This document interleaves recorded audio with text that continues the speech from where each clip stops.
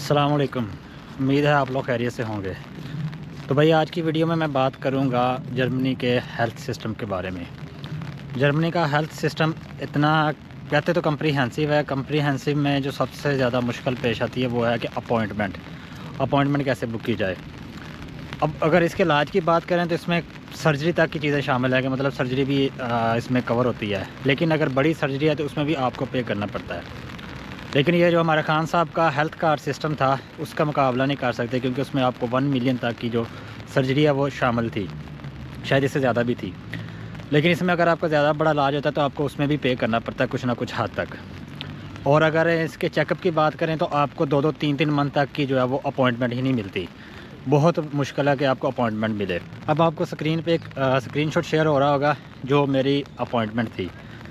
मैंने पहले ट्राई की थी डॉक्टर से कि मुझे अपॉइंटमेंट चाहिए, क्योंकि यहाँ पे जो नया स्टूडेंट आता है उसको सबसे पहले जो इशू मेन आता है वो होता है हेयर लॉस का, यानी उसके बाल बहुत स्पीड से झड़ रहे होते हैं। तो वो परेशानी होती है, सबको होती है जो मेरे जैसे नए आते हैं, जिनके पहले ही थोड़ा बहुत इशू हो लेकिन यहाँ पे आके ज़्यादा मसला बन जाता है। तो मैंने गूगल पे सर्च किए जो डर्माटोलॉजिस्ट थे, लेकिन डर्माटोलॉजिस्ट तो मिल गए। जब उनको कॉल की तो वो सबसे पहले ये पूछते हैं कि जी आपका जो इंश्योरेंस है वो प्राइवेट है या पब्लिक है। अगर तो वो पब्लिक होगी तो फिर उसमें आपसे पूछेंगे कि आप पुराने पेशेंट हैं या नए पेशेंट हैं। तो आप कहोगे जी नहीं हम नए पेशेंट हैं, तो वो कहेंगे कि हम नए पेशेंट्स को डील नहीं करते। तो अगर तो वो आपका कह देंगे कि जी प्राइवेट इंश्योरेंस है, तो प्राइवेट इंश्योरेंस तो आपकी डेफिनेटली नहीं होती, क्योंकि वो स्टूडेंट की होती है। स्टूडेंट की जो होती है वो पब्लिक होती है। लेकिन अगर आप स्टूडेंट हैं और आपकी एज 30+ है तो आपको प्राइवेट इंश्योरेंस लेनी पड़ती है। ठीक है, यहाँ पे ये सबसे बड़े मसले आते हैं।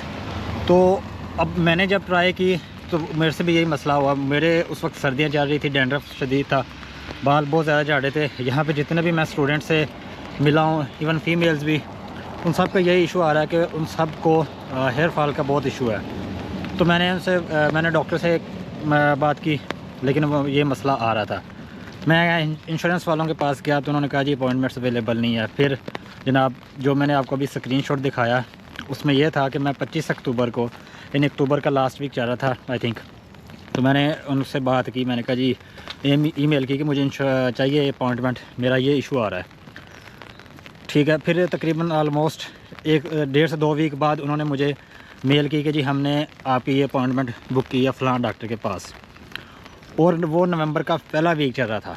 अब पहले वीक की नवंबर की जो मेरी अपॉइंटमेंट आई थी वो अब आई आज की थी, यानी उस पर आपको नज़र आ रहा होगा स्क्रीनशॉट पे कि वो 7 फरवरी थी। तो आज 7 थी, आज मैं गया था। अच्छा, अब ये चीज़ तो कवर होगी कि आप अपॉइंटमेंट इस तरह मिल गई।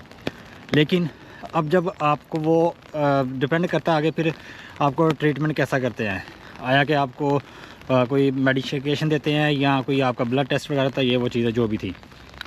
अब अगर तो वो आपको मेडिसिन देते हैं तो मेडिसिन में भी आपकी जो चीज़ें हैं डिपेंड करता है कि आपको मेडिसिन कौन सी दे रहे हैं। उसमें भी अगर तो वो इंश्योरेंस में कवर हो रही है तो आपको कुछ ना कुछ पे करना पड़ता है। अगर तो वो इंश्योरेंस में पे नहीं हो रही तो डेफ़िनेटली वो आपको अपनी सारी रिटर्न करनी सारी आपको पे करनी पड़ती है।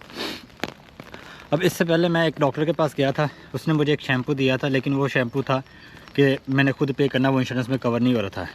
इसलिए फिर मुझे दूसरे डॉक्टर के पास जाना पड़ा। वो महंगा था, 50 यूरो से प्लस का था। ठीक है, अब अपॉइंटमेंट किस तरह बुक की जाए। अपॉइंटमेंट के 2 तरीके हैं। पहले मैं आपको ये बता दूं कि जो मेडिसिन देते हैं, अगर तो वो आपको मेडिसिन दे देते हैं तो आपको फिर भी वो 2-3 मंथ बाद ये अपॉइंटमेंट देंगे कि आपने दोबारा चेकअप करवाना है। अगर आपने ब्लड चेक करवाया, ब्लड टेस्ट करवाया, तो फिर भी उस रिपोर्ट का आने के लिए आपको या उसको बताने के लिए आपको वो 2 से 3 मंथ का कम से कम वो टाइम देते हैं कि जी आपकी फ़लाँ तरीके अपॉइंटमेंट है। अब यही यहाँ पे नॉर्मली चलता है। अब 2 तरीके हैं कि अपॉइंटमेंट कैसे बुक की जाए। अपॉइंटमेंट बुक एक इनकी ऐप भी है और वेबसाइट भी है, डॉक्टर लिब के नाम से, आपको स्क्रीन पे शो हो रही होगी।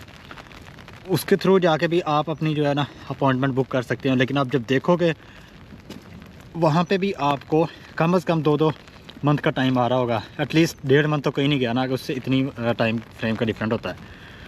दूसरा तरीकाकार ये है कि आप कोई भी करीबी डॉक्टर के पास जाएं, उनको अपना इशू बताएं कि मेरा ये इशू है। डिपेंड करता है कि वो आपको वो भी ब्लड टेस्ट करता है कि नहीं। हाँ, लेकिन फ़र्क ये होता है कि एक प्रिस्क्राइब डॉक्टर की जो अपॉइंटमेंट होती है या ब्लड टेस्ट की रिपोर्ट होती है, उसकी निस्बत इसकी जो रिपोर्ट होती है वो आपको जल्दी इसकी अपॉइंटमेंट दे देते हैं। अगर तो उनको वो मसला समझ में आ रहा होता है तो वो फिर आपको बता देते हैं कि ये इशू है। अगर नहीं समझ आ रहा होता तो वो आपको कहते हैं कि जी किसी भी रिलेटिव डॉक्टर के पास जाएं। स्किन का इशू है तो आपको बता देंगे डर्माटोलॉजिस्ट के पास जाएं या जो भी इशू होगा ये चीज़।